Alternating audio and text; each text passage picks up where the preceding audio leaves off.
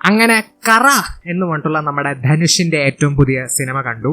Cinema എങ്ങനെയുണ്ടെന്ന് സിമ്പിളായി ചോദിച്ചാൽ ഇറ്റ്സ് നോട്ട് ബാഡ്, അഥവാ കുഴപ്പമില്ല, വെറുതെ കണ്ടുകൊണ്ടിരിക്കുക. പക്ഷെ വളരെ ഓണസ്റ്റ് ആയിട്ട് ഒരു കാര്യം പറയണമെങ്കിൽ I am pretty disappointed with this movie. കാരണം ഞാൻ വൻ പ്രതീക്ഷകളോടെ കാത്തിരുന്ന ഒരു സിനിമയായിരുന്നു. അപ്പോൾ അങ്ങനത്തെ ഒരു ലെവലിൽ നോക്കുമ്പോൾ എന്നെ ഈ സിനിമ നിരാശപ്പെടുത്തി എന്ന് തന്നെ പറയേണ്ടി വരും. അതിനുള്ള കാരണം പറയുന്നതിന് മുന്നേ വേറെ കുറച്ച് കാര്യങ്ങൾ എളുപ്പം തന്നെ പറഞ്ഞു പോവാം. പെർഫോമൻസസ് ഞാൻ പറയേണ്ട ആവശ്യമില്ല, എല്ലാവരും അവർക്ക് കിട്ടിയ റോൾ നല്ല കിഡിലനായിട്ട് ചെയ്തു വെച്ചിട്ടുണ്ട്. ഓബിയസ്ലി ഇവരൊക്കെ വലിയ ആക്ടേഴ്സാണ്, അതൊന്നും പറയേണ്ട ആവശ്യമില്ല ഞാൻ. അതുപോലെ ടെക്നിക്കലി പടം മികച്ച് നിൽക്കുന്നുണ്ട്. ഈ പടത്തിൽ വർക്ക് ചെയ്ത ഓരോ ആൾക്കാരും അവരുടെ ബെസ്റ്റ് ഔട്ട്പുട്ട് തന്നെയാണ് കൊടുത്തിട്ടുണ്ട്. അതിപ്പോൾ ഓഡിയോ ആയിക്കോട്ടെ വിഷ്വൽ ആയിക്കോട്ടെ. ആൻഡ് ഓഡിയോന്റെ കാര്യം പറയുമ്പോൾ obviously GV Prakash Kumar as usual കിഡിലൻ മ്യൂസിക്കൽ വർക്ക് തന്നെയായിരുന്നു.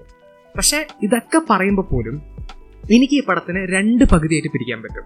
ആദ്യ പകുതി എന്ന് പറഞ്ഞാൽ ഇതൊരു ഹൈസ്റ്റ് പടമാണ്. ആൻഡ് ആ ഒരു പകുതി എനിക്ക് ഭയങ്കര ഇഷ്ടമായി. എനിക്ക് ശരിക്കും പറയാലോ, എനിക്ക് പേഴ്സണലി അത് നന്നായി വർക്കായി. അത് പടത്തിന്റെ ആ ഒരു ഓപ്പണിംഗ് സീക്വൻസ് ആയിക്കോട്ടെ, ആ ഒരു ഇന്റർവെല്ലിന് മുന്നേ ഉള്ള ഒരു സീക്വൻസ് ആയിക്കോട്ടെ, ആ ഒരു ക്ലൈമാക്സ് പോർഷൻ ആയിക്കോട്ടെ, അതൊക്കെ എനിക്ക് കിഡിലനായി തോന്നി. ഞാൻ ശരിക്കും തിയേറ്ററിൽ നന്നായി എൻജോയ് ചെയ്തു. ജെനുവൻലി ഇന്റൻസ് ആയിട്ടുള്ള, ജെനുവൻലി രസമുള്ള ഒരു ഭാഗമായിരുന്നു ആ ഹൈസ്റ്റിന്റെ കലാപരിപാടികളൊക്കെ. പിന്നെ വേറെ കുറച്ച് സീൻസും. പക്ഷേ ഈ പടത്തിന് ഒരു 2ാം പകുതിയുണ്ട്, അഥവാ ഈ പടത്തിന് വേറൊരു ഭാഗമായിട്ടും കൂടി നമുക്ക് പിരിക്കാൻ പറ്റും. ആ ഭാഗം എന്താണെന്ന് ചോദിച്ചാൽ ഇമോഷണൽ ഫാമിലി മെലോ ഡ്രാമ.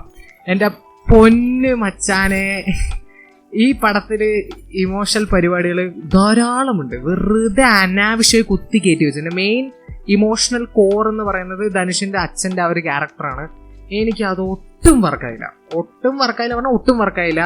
ഒരിക്കലും അതൊരു അണ്ണാത്തെ ലെവൽ അല്ലെങ്കിൽ വാരിസി ലെവൽ വെറുപ്പിക്കലായിട്ടും എനിക്ക് ഫീൽ ചെയ്തില്ലെങ്കിൽ പോലും ഒരു രീതിയിലുള്ള ഇമോഷണൽ ഇമ്പാക്റ്റോ കണക്ഷനോ ഫീൽ ചെയ്യിപ്പിക്കാത്തത് കൊണ്ട് മൊത്തത്തിൽ വെറുതെ കണ്ടുകൊണ്ടിരിക്കുന്ന ഒരു വൈബായിരുന്നു. അഥവാ ഒന്നും ഫീൽ ചെയ്യണില്ല. But at the same time എനിക്ക് തിയേറ്ററിന് എണീറ്റ് പോകാൻ തോന്നുന്നു, ബോറടിച്ച് വെറുപ്പിച്ച് അങ്ങനെയൊന്നും തോന്നുന്നില്ല. വെറുതെ നോ ഇമ്പാക്ട്, ബട്ട് സ്റ്റിൽ വെറുതെ കണ്ടുകൊണ്ടിരിക്കുക. ഒരു ഫീലിംഗും ഇല്ലാത്തൊരു പരിപാടിയായിരുന്നു അത്. ആൻഡ് ഈ പടം ആ ഒരു ഇമോഷണൽ സൈഡിൽ വളരെയധികം സമയം സ്പെൻഡ് ചെയ്യുന്നുണ്ട്. ഈ ഫസ്റ്റ് ഹാഫ് ലിറ്ററലി 3/4 ഭാഗം അതാണ്. അപ്പോൾ അത് വെറുതെ കണ്ടുകൊണ്ടിരിക്കണ പോലെ ഉണ്ടായിരുന്നു. അതാണ് ഈ പടത്തിന്റെ ഏറ്റവും വലിയ negative. That is the biggest negative of this movie. And എനിക്ക് ഈ പടം കഴിഞ്ഞപ്പോൾ മെയിനായി ചോദിക്കാനുള്ള ഒരു ചോദ്യം എന്ന് പറഞ്ഞാൽ എന്തുകൊണ്ട് ഈ പടം ഇങ്ങനെ ചെയ്തു? അത് സിമ്പിളായിട്ട് ഒരു സാധാരണക്കാരൻ, ഹീസ് പുവർ, അഥവാ കയ്യിൽ നയ്യാ പൈസ ഇല്ല, അപ്പൊ കൊള്ളയടിക്കാൻ തുടങ്ങണം. ആ കൊള്ളയടി കാരണം അയാളുടെ പിന്നാലെയുള്ള പോലീസുകാരന്റെ ഒരു cat and mouse chase action thriller പടം എടുത്ത് വെച്ചാണെങ്കിൽ എന്തു ലെവല് പടം ആവേണ്ട സിനിമയാണെന്ന് അറിയോ? അത് കയ്യിലുണ്ടായിരുന്നു ഒരു വേറെ ലെവല് സാധനം, ഒരു കോൺസെപ്റ്റ്.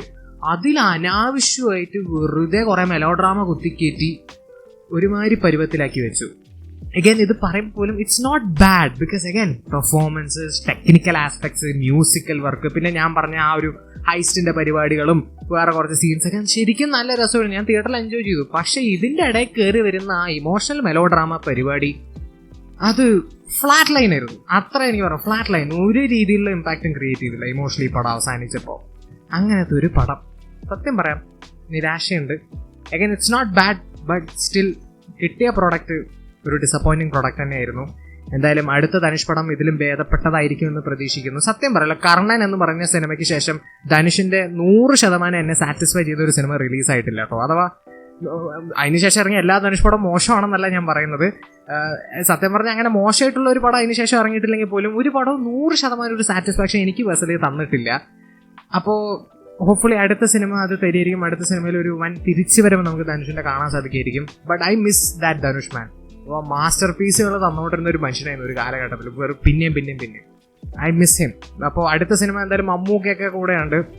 അപ്പോൾ അത് കുറച്ചും കൂടി പ്രതീക്ഷയുള്ള ഒരു സിനിമ. അമരന്റെ ഡയറക്ടറൊക്കെയാണ്. എന്തായാലും അത് നല്ല സിനിമയാവട്ടെ. അതിലൊരു സ്ട്രോങ് കംബാക്ക് നമുക്ക് കാണാൻ സാധിക്കും ഞാൻ പ്രതീക്ഷിക്കുകയാണ്.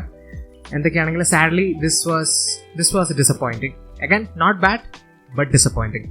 എന്തായാലും അതാണ് എൻ്റെ ഒപ്പീനിയൻ ഓൺ കറ. നിങ്ങൾ സിനിമ കണ്ടവരാണെങ്കിൽ നിങ്ങളുടെ ഒപ്പീനിയൻ കമന്റ് സെക്ഷനിൽ ഡ്രോപ്പ് ചെയ്യാൻ മറക്കരുത്. ആൻഡ് വീഡിയോ ഇഷ്ടപ്പെട്ടെങ്കിൽ ലൈക്ക് ചെയ്യുക, ഷെയർ ചെയ്യുക, സബ്സ്ക്രൈബ് ചെയ്യുക, നോട്ടിഫിക്കേഷൻ ബെൽ അമർത്താൻ മറക്കരുത്. And I will see you guys in next video. Bye by.